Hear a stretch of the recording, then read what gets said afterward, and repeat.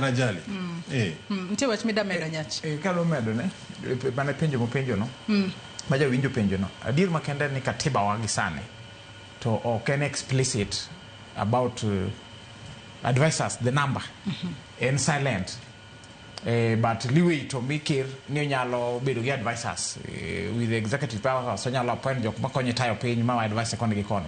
Katiba explicit mane wache ministers munigo bed ni katenta paga ngwen to kangeny to 23 to gimomiyo gini koro bedo debate ahinya wache advisors ne ineno ka the previous regimes kata mar ker makoro tiyone onge chima advisors gi nosekalo 7 gin ga mna ji abich auchiel abiro to en mare ni in the last 10 months advisors nigi koro siguk from 7 modhi 20 koro mai momiyo gini neno ka en a big debate advisors to onge kuma katiba wache explicitly ni this is the number monego bini advisors ker nigi liweyo nyalo yiero jogen to mano momiyo nyisi ni magi kore gik mitiyo gi kuo nikech ena rewarding cronies jok mano konyi moko nego bed ni jatelo ma wacho ni fight corruption timo then mar ariyo ng'ato penjo ni to benti chik madil gi koro kaka jogo ba rietha gi pesa yes nitiere chapter 6 mar katiba we leadership and integrity ogolo ayanga kaka kata jotelo madhi kinyume gi chik kata gi tiyo menda